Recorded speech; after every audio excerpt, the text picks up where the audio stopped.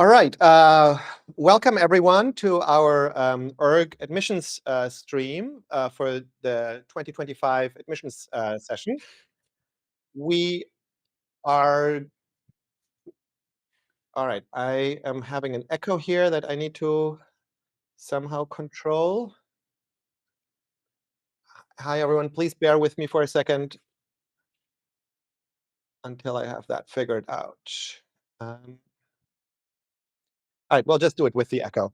I hope no one else is having an echo. If there's an echo audible for anyone else, please say something. So welcome, everyone.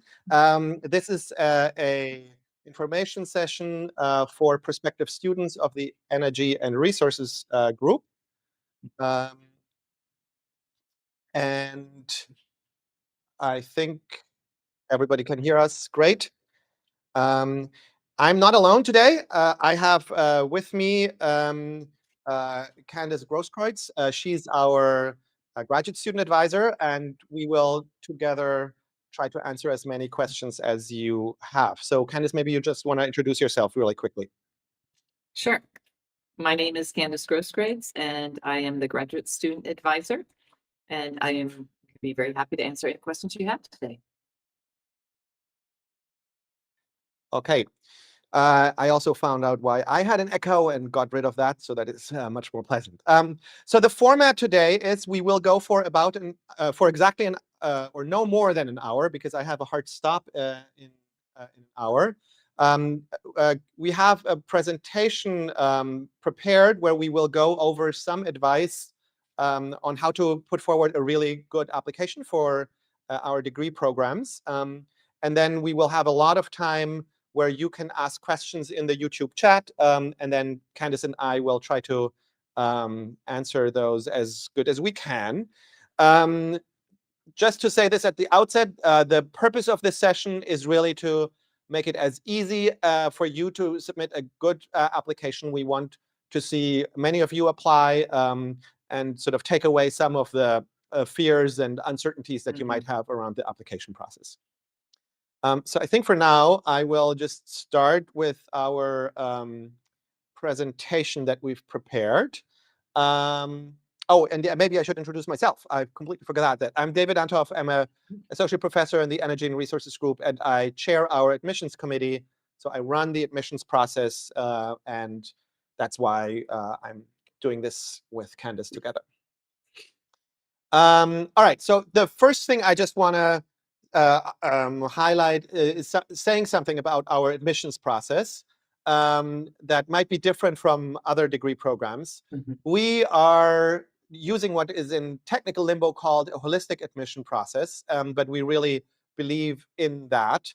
And what that means is that when we look at applications, we look at every part, and we don't have individual parts where we say we only filter by a certain aspect of your application before we look at other things. We always look at every application in its entirety, and that gives applicants that have maybe a little less standard, a little bit more varied applications a really good shot at our program, because we take everything into account.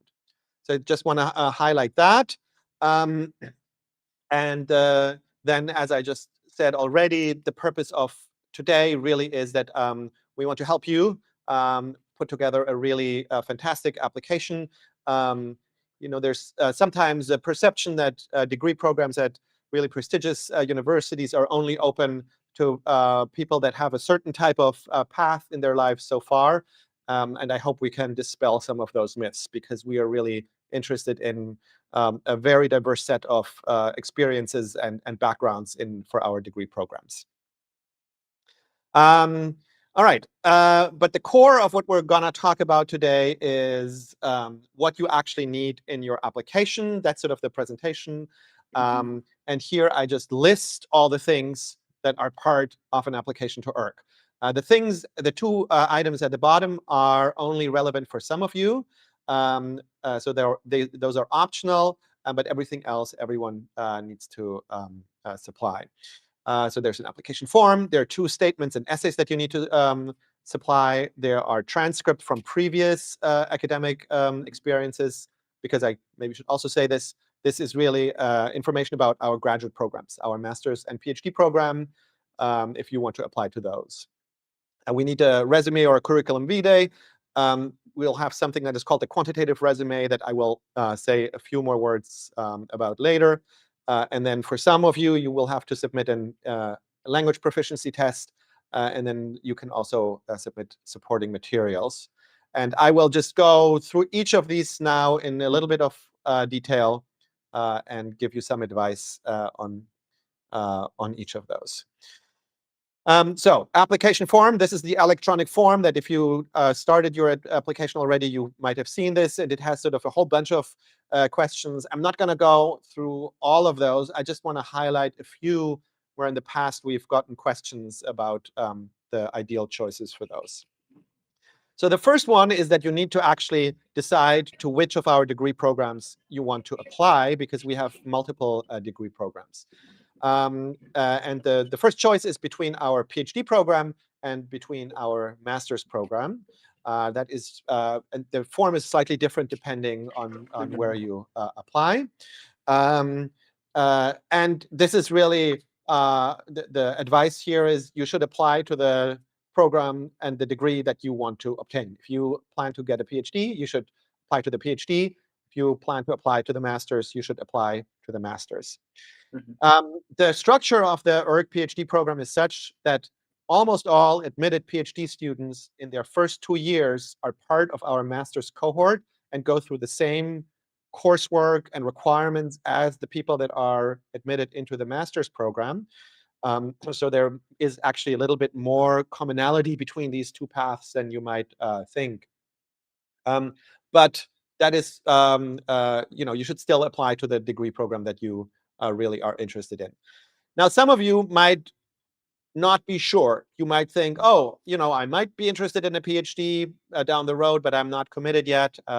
Maybe you want to get a little bit more research experience and before you make that final decision. And so I do want to point out that there is a path to apply to the master's first. If you are admitted into the master's, you can later on down the road apply again into the PhD program. And at that point, you would not have to redo the first 2 years of the PhD program because you already did our master's program. So that is an option, but you would have to reapply to the PhD program and compete for scarce places that in the PhD program. So it's not an automatic, if you are in the master program and decide you want to continue in the PhD, that is not an automatic a choice that you can just make. All right, now if you decide you really want to do a master's degree, there are two additional extras that you could opt into, and that is we offer concurrent degrees with 2 other schools on campus, with the School of Public Policy and with the law school. So if you want to get 2 degrees, namely the ERG master's and concurrently also either a public policy degree or a law degree, then you could apply for those, opt for these concurrent degree options.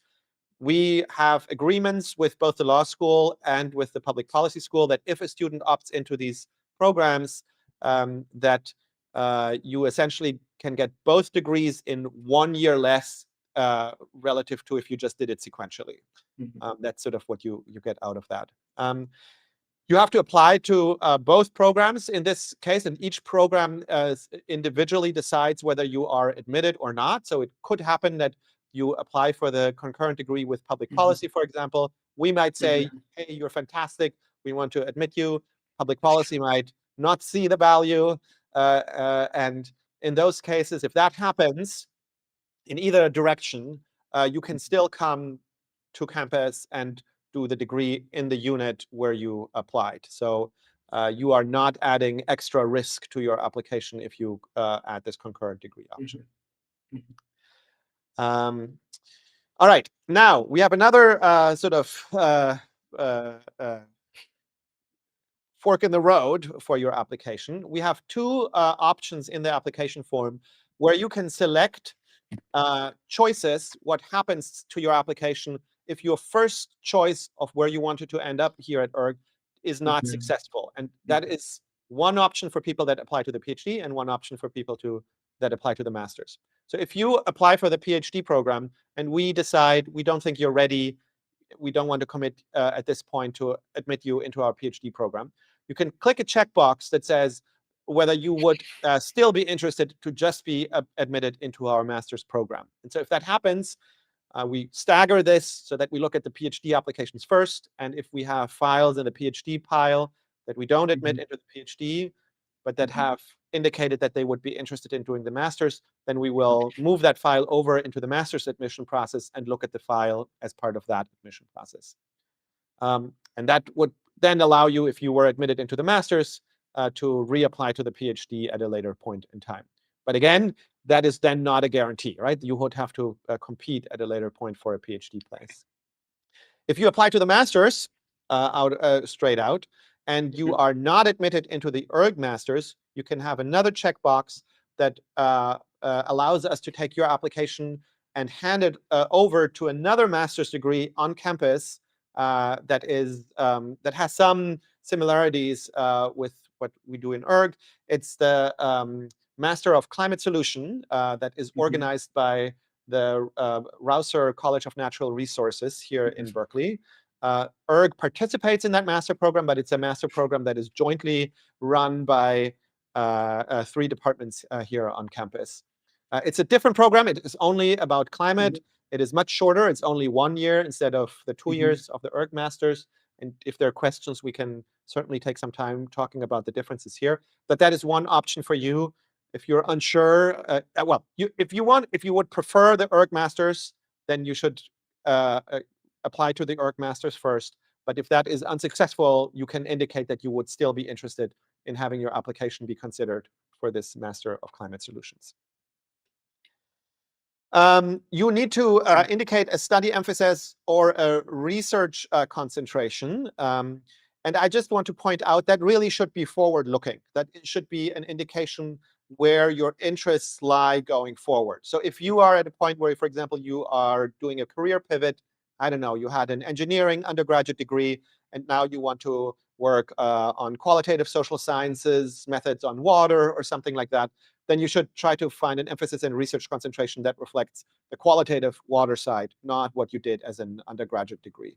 We use this to get a sense of what the people in our cohort will do going forward.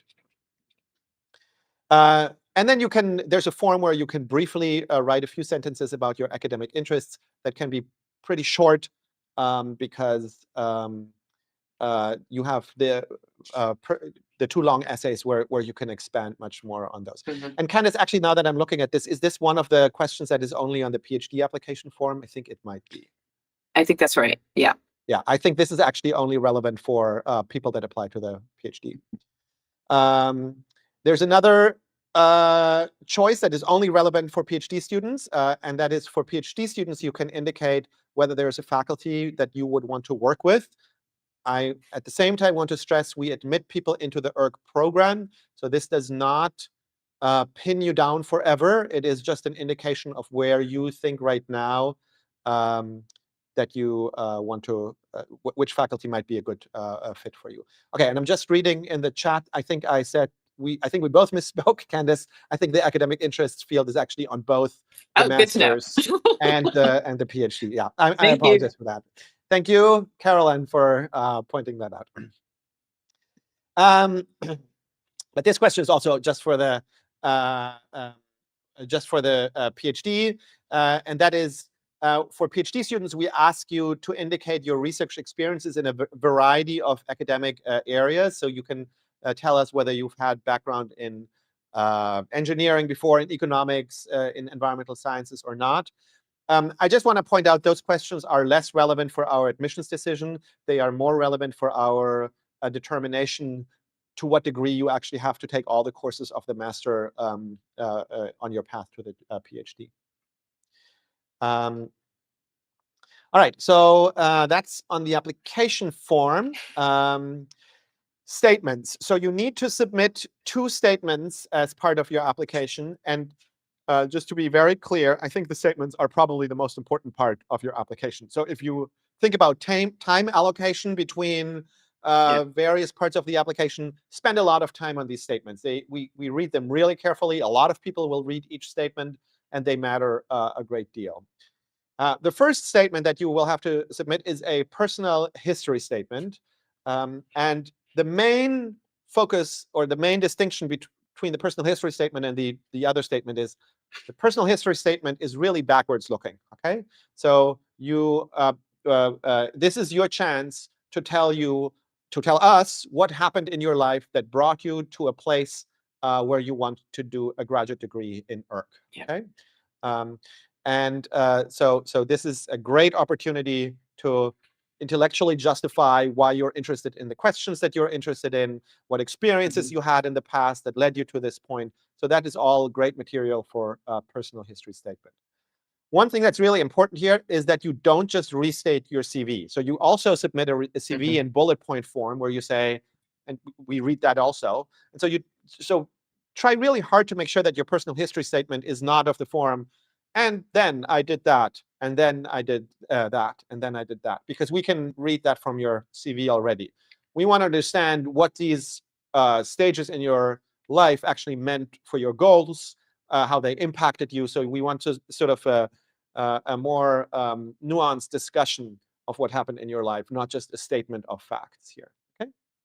Now I should also say this is if your path included some real obstacles in your path to an academic career, this is a great way to also let us know about those. So if you had in your second year of undergraduate some bad grades, but really during that time you took care of a family member for health reasons or something like that, let us know, because as I said, we look at everything holistically, and maybe your grades all of a sudden look great, because if we take into account that you only had very little time to focus on them, maybe we'll be very impressed by how you juggled all of this. Okay, so this is a good place to mention obstacles if you have them.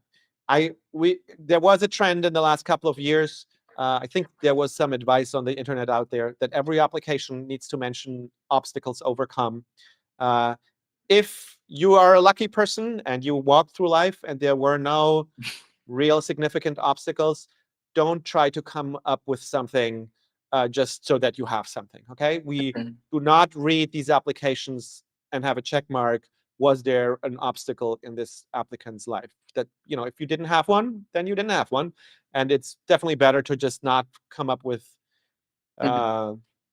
insignificant obstacles where we get the impression you're just trying to look for something, even though there wasn't really anything. Okay, that's the personal history statement. The second one is the statement of purpose. That is forward-looking. Here we really want to understand, what do you want to do at ERG? What do you want to do beyond ERG? What are the interests that you want to work on? How do you think you will make an impact on the world? What are your goals? How does that fit in with what we offer here at ERG? Okay, so personal history statement, backward-looking, statement of purpose, forward-looking. You can talk about specific research topics in this if you have them identified. I think, especially if you're applying for the PhD, it's a good idea to talk a little bit about what kind of methods and disciplines you're interested in, so that we get a sense of that. The statement of purpose can have very different forms, right? For a PhD, it will probably read a little bit like a research proposal of what you want to do. But for someone who wants to apply to our master degree, it can be quite non-research driven. It could be that you want to start a company in the sustainability field. So there's no really one template here that where we can say these are the things that you need to hit. At the end of the day, you need to lay out a vision for yourself in the future that gets the admissions committee excited about having you here at ERG. Final note here, please don't use AI to help you write these statements. It's very tempting, but so I think it's probably not allowed. I don't even know what the rules of the university are, but I can just tell you, you're doing yourself a disservice if you do that. AI can generate a statement that reads very smooth and incredibly boring. Okay, it will essentially rehash things that it found somewhere else, and that's exactly the kind of statement that we're not looking for. So, the people that read these files are, we've read hundreds, if not thousands, of applicational essays, some of us at this point. And I can just tell you, if you use AI to write these statements, you will save time, but you will not produce something that will actually help you get into the program. Yeah. All right. What do we have next? Transcripts. Yeah, you need to submit transcripts of your previous degrees and how you did there. I think at the application time, you can submit unofficial transcripts. And then once you are if you are admitted, then the university, I think the university will reach out and ask for official transcripts. So that is sort of some way to save maybe some money, or if that's complicated. But at the end of the day, we want to see how you did in your previous degree program. All right, let's see. What do we have next? Letters of recommendation. Those are also important. You can, OK, so the rule is you can submit up to 3, but I really recommend you submit 3 letters. That is, I think we rarely see applications that have less than 3 letters. They should come from your professional or academic career. So these should come from people that have interacted with you in your academic setting or in your professional setting. They should not be a family friend or relative or something like that, right? It should be someone who has experienced you in a professional work or academic setting. We really very strongly recommend that one of the letters is from a faculty, from a professor who taught you during undergraduate degree. So if there's any chance that you can do that, please try to include one of those letters. The system would allow you to pick 3 non-academic reference letter writers, but you're not doing yourself a favor in your application if you do that. Okay, so try hard to do that. And then my general advice for letters of recommendation is make sure you pick people that really know you well and can write a letter of recommendation that is very specific to you. Sometimes people have sort of a choice between someone who's very well known at a prestigious institution, but they don't really know that person very well. Maybe they just sort of took a class with that person, but didn't interact very much with them. And someone who's maybe a little less well known in the field, but really can speak to more detailed interactions with the student. My advice in those situations would always be to go for the person who actually knows you well and can write a letter that is specific about you. So letters from people with important titles that are generic and where we get the impression you talked with that person twice in your life and that was the only interaction you had are not helpful for an application for you. So I would always err on the side of going with letters from people that actually really can speak about you. And I should also say it's great to see all the questions coming in. We'll look at them once we're done with the presentation. So keep them coming, and then we'll get to them once we got through the presentation. All right, what do we have next? Resume CV. So this is another document that you need to supply. It should be a standard curriculum vitae. I'm sure you can find examples of that on the internet. Just to be clear, we're looking for a bullet point form. We are not looking for a prose version of your CV. So this should not be paragraphs of text. It should just be bullet point format for your CV. Yeah. All right. Let's see what we have next. Oh, the quantitative resume. OK, so this is important to set the stage for this. So it is not a criterion for our admissions process to identify the best person in math for our program. We're not a math PhD program. We are an interdisciplinary program. And so we are not ranking people by their math skills. But our program does have a quantitative part to it. So every student who is admitted into ERG will have to take at least a few quantitative courses and also qualitative courses. And so we want to make at admissions time sure that you will be able to succeed and excel in these quantitative courses. Okay, so that's why we have this quantitative resume. We just want to make sure that we only admit people that are actually able to handle our coursework. So if you have an undergraduate degree in mathematics, this can be super short. You just list like 3 or 4 courses that you did in mathematics. We will at no point wonder whether you will be able to handle the quantitative aspects of our program. That is not gonna, this is sort of a non-issue for you. The same is true if you your undergraduate degree is in a discipline where math is very prevalent. This is really a chance for people that have backgrounds where it might be hard for us to see that you actually do have quantitative skills just from your CV and course list. So let's say you studied politics and you took a course in international global governance, and in that course you actually did a lot of quantitative analysis or data work, for example.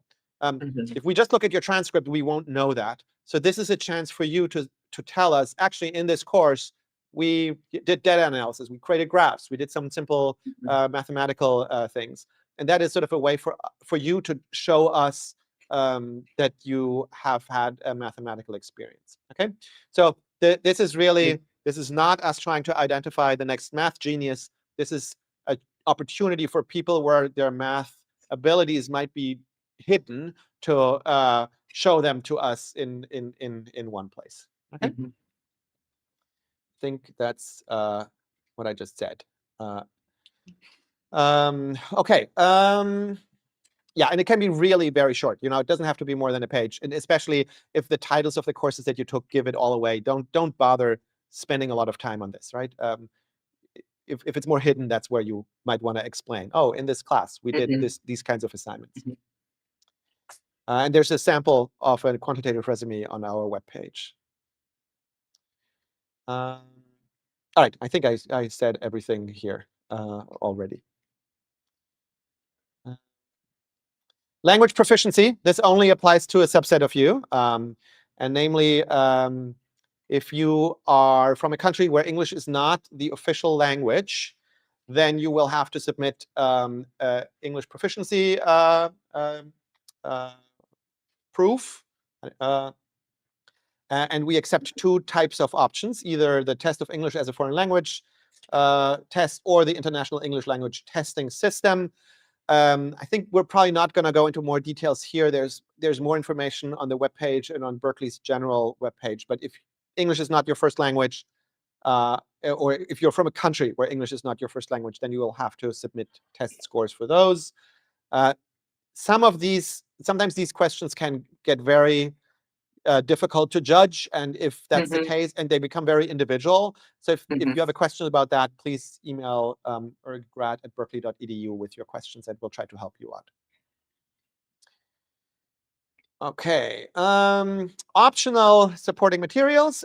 This is a place for you to submit other things that we didn't think of, but that you think might be helpful for your application. So here are some examples of things that people might submit. So if you have published work, either research articles, newspaper articles, reports, and you're the author of those, you could include that. That gives us a chance to look at what kind of work you produce. You could include a publication list or a list of presentations that you have given.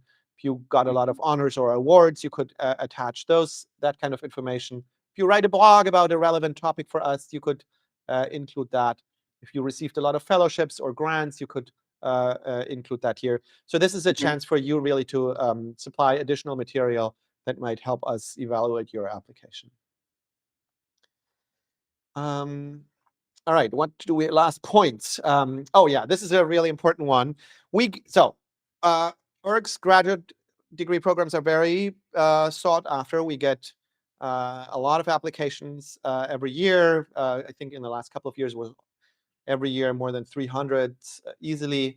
And so the reality is that, but we're a small department and with a small faculty, that we discourage applicants to contact individual faculty before applying, because we just don't have the bandwidth to respond to individual emails. Most of us don't have that bandwidth. So I think this is another thing where advice on the internet might be different from what we advise you to do. I think especially for PhD applications, there's often an encouragement to reach out to potential advisors. You do not need to do that for an application to ERG. And for some of us, we might actually not be able to get back to you if you do send us something, because we just get too many requests of that form. And also, we really want to keep the decision process in the admissions decision process. So if you have written one of us and you have not received an email response, so we are not that it doesn't annoy us. But it should also, if you don't get a response, don't take that as a negative signal at all. We've had many people successfully admitted into the program that did that. It's probably more a function of faculty being busy with our current students. And then I just want to stress before we stop with this presentation part that in ERG, we're really looking for excellence in our applicants in a very, very broad sense. I think there are some other degree programs where, if you don't fit into a schema F, sort of very traditional, you went to a very prestigious undergraduate degree school, and then you did, I don't know, certain mid-career things before you apply. We are very open to a lot of variety, different paths into our degree program. And I would just encourage everyone, if you're unsure whether the kind of excellence that you experience in your life, whether that is relevant for us, don't be shy about sending an application. We are really interested in reading your applications and looking in a very broad sense for excellence. I think that is all I had. I think, Candace, did I misstate anything? Anything I forgot that you want to chime in on at this point, or do you think we're? No, I think I might have other things to say, but I think we could see what the questions are first, and if those topics aren't brought up, then I'll bring up some other things. Okay, great. All right. So what we'll do now is I'll look for questions in the chat. I'll just go from the top to bottom, and we'll try to respond to as many of those as we can. We had a previous information session was it a week or two ago, and there were a lot of unanswered questions in the chat. I have some of those as backup questions if we run out of questions here today, but we'll start with the questions from the people that are here. All right, so now you need to give me some time to see the first questions here. All right, so here's one question from Caroline. So for the advanced GPA section, if we attended multiple undergraduate schools, should we combine grades from multiple schools? That's an excellent question. Yeah. Candace, is your take on? Yeah, I would keep it separate. Do your whatever your main undergraduate one is, and you can always include that information in a separate attachment. Because I know this is an issue people bring up all the time, but I think that's the cleanest way to deal with it. Okay, so do it separately for the two. Okay, great. And also, if anyone has sort of follow-up questions, then put them into the chat. Hope that answered your question, Caroline.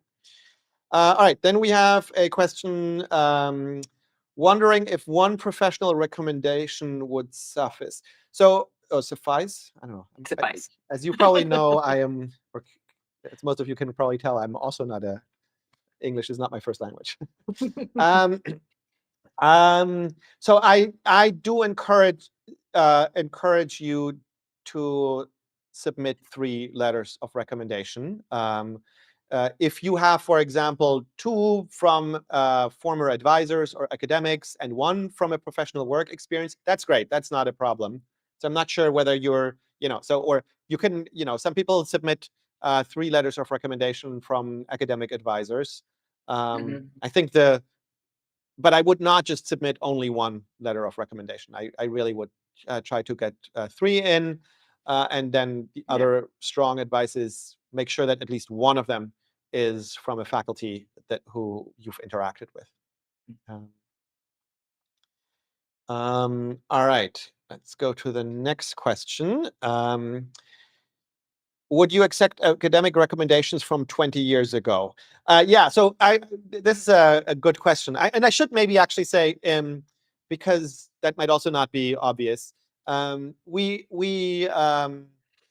is very open to applications from people who are far along in their careers. Okay, so we have a long tradition of, I would say the bulk of the students that we admit probably have a couple of years of work experience after their undergraduate and then come back. We always have a few people that come directly out of undergrad, but we also very regularly have people who had extensive careers before they come back to graduate school that have worked for 15 or 20 years and then come back to graduate school. Now, in those cases, it is sometimes tricky to get an academic recommendation because it's so long ago. I don't know, maybe your advisor retired by now or something like that. We would certainly accept the recommendation from 20 years ago. It gives us information about that. So if you can still get in touch with your previous faculty, by all means, I would recommend you do that. Now, if they didn't write a letter back then, they might not even remember who you are after 20 years. So I think that is maybe the one area, if you've been out for a very long time and you just cannot get in touch with your academic advisors anymore, this might be one of the situations where you just don't have an academic letter of recommendation. But I really would do that as a last resort, right? Okay, I'll just go to the next question here. Okay, this is a question about the Master of Climate Solution. Can one still apply for the course of choice while undergoing the Master of Climate Solution? So I am interpreting this question as, if you get into the Master of Climate Solution and while you are doing that, you would want to apply to the ERG Master. It's a good question. I think we have never formally talked about this, Candace. I'll try to give you an off-the-cuff answer to that, and then Candace can correct me. So Berkeley has a rule that you cannot get duplicative master degrees. That's a campus rule. So if you already have, for example, a master degree in environmental or resource or something like that, then the campus would not allow us to admit you into our master program because they would say this applicant already has a degree in this in this area. And I am fairly positive that this rule would apply here. I think if someone had the Master of Climate Solution degree, I don't think we would, by campus rules, be allowed to accept you into our master program. You could, of course, apply for our PhD program. That is a different story. So that would work. But I think I don't see a scenario where you could apply for the standalone master in ERG. Candace, you can correct me if I think. No, I think that's totally right. Yeah. Yeah. Okay. All right. I think maybe, I think that maybe, Candace, we can look into this. And if it turns out that we were wrong, we'll blast out an email to everyone who is on the email list who is interested in this. But I'm pretty positive about this. All right. Next question. If we have studied in an English medium school and college, do we still have to give TOEFL or so language proficiency scores, or even if we have had communications in English courses in undergrad, will the transcript suffice? This is a Candace one. They have very sort of complicated rules about what kind of institution you have to be in, how long the program has to be. So this is just worth emailing me directly, and we can talk to Grad Div and we'll look it up. Okay. Yeah. All right. This is with the English language proficiency. It's often an individual answer. All right. Next question. For the quantitative resume portion, does someone with an environmental science background fall closer to the math major side of the spectrum or policy side in terms of how much detail to submit? I would assume that most people in an environmental science background have had courses that have quantitative aspects to it. So, I mean, you can still list it, right? I mean, I don't know, maybe you took a stats class, just list stats class. You don't. So what I really mean is, if you took a class where the title of the class clearly indicates that there was math in this class, like you took a statistics class, you took any math class, then you don't have to write much about what you did in this class. We know what a statistics class looks like. But if you took a class where the title really doesn't give away that there was quantitative work involved, that's sort of a case where you really want to let us know, right? You want to tell us, actually, we did this type of math in this class. All right, next question. Should professional experience be included in the quantitative resume? Yeah, so if you, I don't know, you did an English literature undergraduate degree, and then now you've worked for 3 years in a consulting company where all you did all day long was run quantitative Excel models, you can write that into your quantitative resume, and that will most certainly satisfy us that you will be able to handle the quantitative demands of our courses. Yeah, it's a great way to demonstrate that you have that you will be able to master our quantitative courses. All right. Thanks so much for this help. You sure? Is it better to use references whose focus fits into our curriculum or from people with whom I have more research experience? I would err on the side of always someone who knows you better, because we are so an ERG degree is often or can be a really great way for you to pivot career-wise, and so it can often be the case that the person who knows you best and can evaluate best, your work ethics and your aptitude for research and all of that might be in a different field, but that is at some level, it is more valuable for us to get a reference from someone who just knows you really well and can specifically write about you. Now, if you can add a mix, if you have one person who is completely in a different field but knows you really well, and you have another person who can talk a little bit about resource or environmental topics, that's probably even better. Perfect. But I think if there's a hard choice that you need to make, I would go with the person who knows you better. All right, next question. How is it handled if we already have a master's degree and want to apply to the PhD program? In which cases will the 2 years of coursework be waived? So that is a case-by-case decision that we make in the admissions process.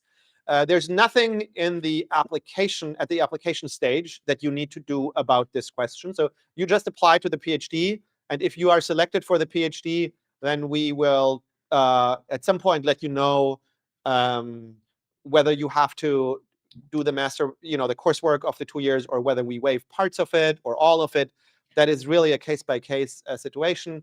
Often it includes a conversation after an admissions decision between you and me, or you and a potential advisor, where we jointly try to figure that out. I should maybe say, generally, ERG is a small department. We all know our students really well. We have close, this is not a department where you are student number 89, Right. and no one knows who you are. We're a close group. We generally approach all of these questions from a what is best for you, for you to succeed. So normally these kinds of decisions are made collaboratively.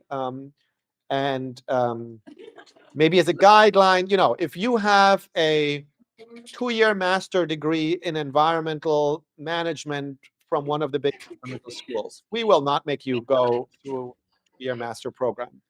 And then the further away you are from that, the more individualized that choice will become.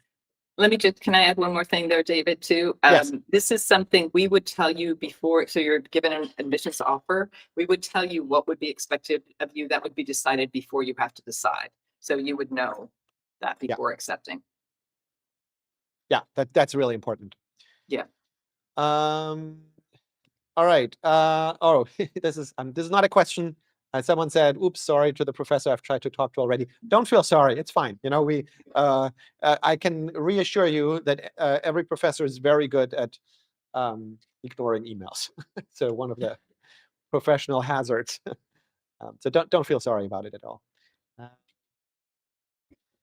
Okay, I think that is a repetition already. All right, so let's go to the next question. Is there a typical breakdown of students entering the program, specifically between fairly recent undergraduates, early career, or relatively senior?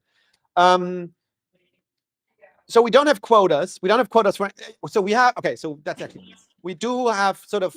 We want a balance of different interests in our cohort. So we will not admit a cohort where the entire cohort wants to do economics. Right. So that is sort of something where we really do cohort balancing.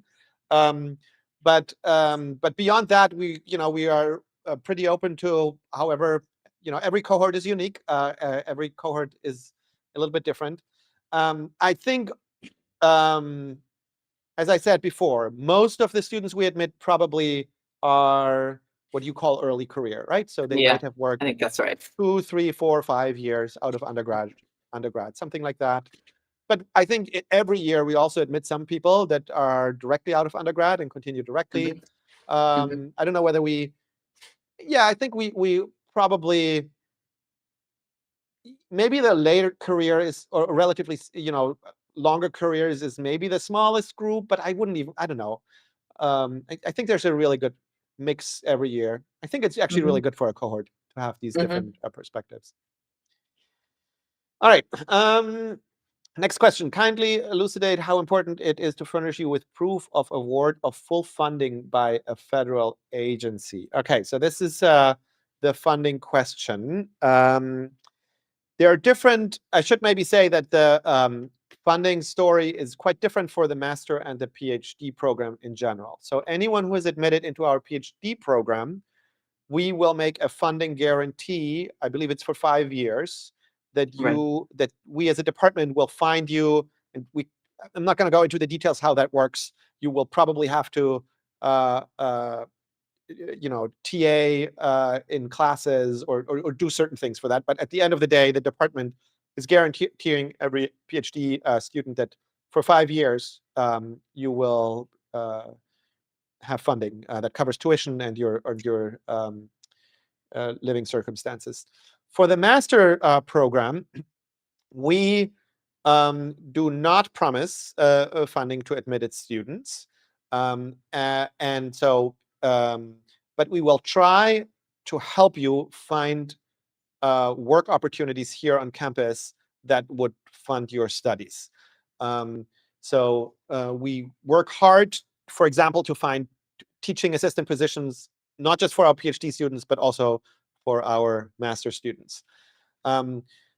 In the past, our track record on that has been really, really good. I think we always manage to almost find funding for everyone for every semester.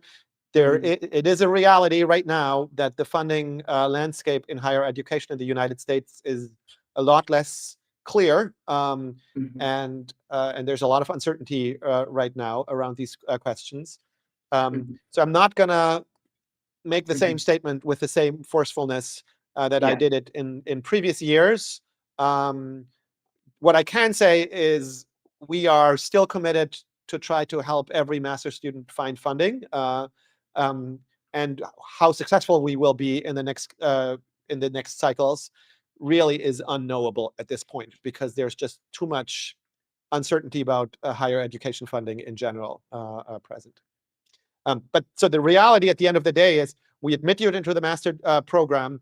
We try to help you find funding. If that's unsuccessful, then master students are on the hook to pay for tuition and their living expenses. Mhm. So that is the structure of the master program.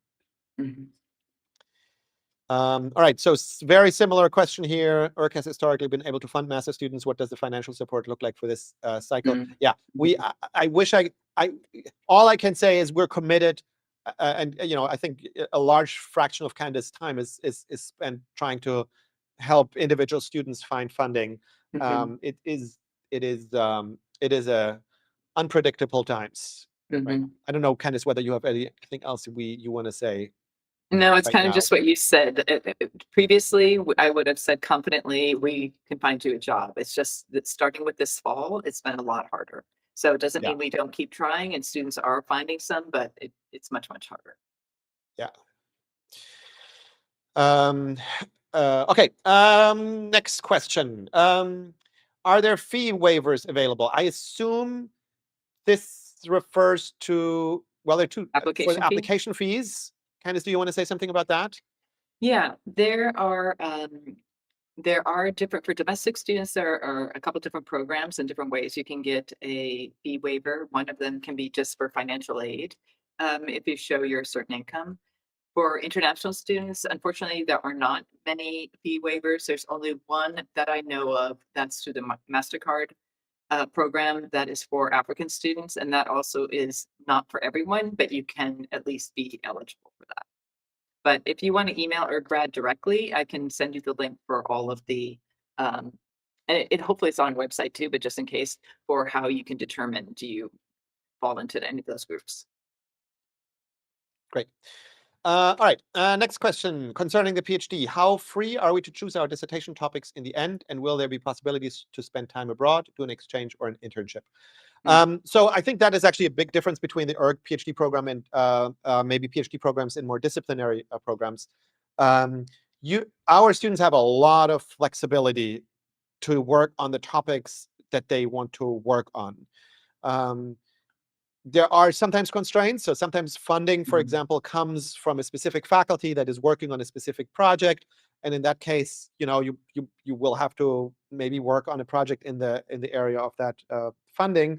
But we have PhD students that sometimes change topics early on. They came in, thought they wanted to work on water, and then realized, oh, I really want to work on electricity grids. So that we have a lot of flexibility around that. Sometimes you need to find advising capacity and things like that. But we don't have sort of hard rules that if you come in with topic A, we will hold you to that topic with no possibility to change. A lot of our students spend time abroad, spend time at other universities for a semester or two, or do internships at organizations. So there's a lot of flexibility around these kinds of questions. There's also, just chime in with one that we have a relationship with is CPUC, California Public Utilities Commission. And so that is something that you can apply for as a master's student or a PhD student. Great. All right. Next question. If someone reapplies to the program, are you also evaluating the improvements and added experiences compared to last time, or is this not taken into account? So we do not look at previous applications. And so first of all, I should say we have many people that reapply, and we have, I think, every year a couple of people where the successful application was not their first attempt to get into ERG. So this is not rare, right? So this is not, if you're reapplying, that's a great thing to do. In the application process, we look at your application as a blank slate. We are not going back to a previous application and compare what changed. Every year, we just take in the applications that we get that year, and we compare between applicants, but we will not go back in time and look what you submitted last time and how things changed. Okay, so I think Ken should professionally in the quantitative resume. Yeah, so I think I've talked about this before, but yes, you can include non-academic quantitative experiences in your quantitative resume. That is great. All right. We'll go to the next question. In case of PhD admission, is there study from home options available at least once or twice a week? So this, I mean, the PhD program, the nature of that changes over time. So initially, in the first 2 years, you'll have to do a lot of coursework. And Berkeley is a in-person campus, and so you will have to be here in person to fulfill your class requirements. I mean, to some degree, I don't know, maybe you can construct a schedule. Yeah, but I think the expectation you should have is that while you take classes, you probably will be on campus most days of the week. Once you're done with your coursework and are in the research phase of your PhD, there's not, we encourage people to do their work here in the building. It's very useful for people to interact with faculty, but I think it's fair to say that not every PhD student is on campus every day of the week in that phase of their research. You have a lot more flexibility at that point. Mhm. All right. Is the advisor availability dependent on the current stock flow of students in their group? I'm worried I will meet a dead end trying to work with advisors that have a lot of students already. So the answer to that is yes. We at the one of the main constraints in our for us is advising capacity. If a particular faculty has too many students, they can no longer be effective advisors. And so, yeah, so if a faculty has too many students, then it's very difficult for them to accept new students. I think the situation right now is that we have a policy that we always look at every application and not sort of rule out beforehand that someone is overcommitted. I should also say we have a policy that people are admitted into the program. So if you apply and you indicate you wanted to work with faculty X, and faculty X says, I'm overcommitted. There's still a chance that we sometimes reach out to other faculty on campus if we as a unit are really excited about your application, because a lot of our students are advised by other faculty. So it's not necessarily sort of a no because of that, but somewhere in the back of the. Yeah, I was just going to say that's an interesting thing to also to say to applicants, that you can, when you have faculty of interest, you can have, obviously you look at ERG faculty of interest, but if there are other faculty across campus, that's great to list them too, because that gives us an idea of what you're thinking about. Yeah. All right, I think we have only 3 minutes because I have a hard stop at 2. So I'll try to rush through these a little bit. How many students are you expecting to accept to the cohort this year, both MS and PhD? So we'd normally shoot for something like somewhere between 15 and 20 students overall. We do not expect to admit fewer students overall this year than in other years. Could you further discuss the difference between the Berkeley Rousseau Master of Climate Solutions and ERG if you have spare time? Okay, so I'm a bit worried that is a longer discussion. I mean, the biggest difference is the Master of Climate Solutions is a 1-year program. We are a 2-year program. Master of Climate Solutions is only about climate topics. The ERG degree is broader, so you can do climate topics, but you can do a lot of other energy and resources and environmental topics as well. There's a difference in the cost of the program. Yeah. So if you look at the tuition, the Master of Climate Solutions is more expensive than the ERG Master in terms of yearly tuition. There are different opportunities about joint and concurrent degrees for the 2 programs. I think sort of maybe philosophically, the Master of Climate Solutions is really, if you want to fairly quickly sort of tool up on specifically the things that are taught in that degree, it's great, right? But you don't have like a ton of options. So most of the curriculum is set. I think you have 2 electives, if I'm not mistaken, but most of it is actually set for you. Whereas in ERG, you have a very broad possibilities. You have a lot of freedom to select your own curriculum. So it's quite a different program. I think I'll leave it there because I want to. We could talk like for a long time about this. So I'm gonna just pick and choose now questions that random questions. Okay. So this one I want to talk about. Does ERG support students pursuing a PhD JD joint degree? Candace, is our concurrent degree with law? It's a master's with the law degree. And yeah, we still treat you like, when you're with us, we treat you like you're our student. So we're trying to help you with your funding, just like any other master's student. Yeah. All right. I think there's so many good questions left, but I unfortunately have to run. So here's my advice for all of you. if you have questions left open, take a look at the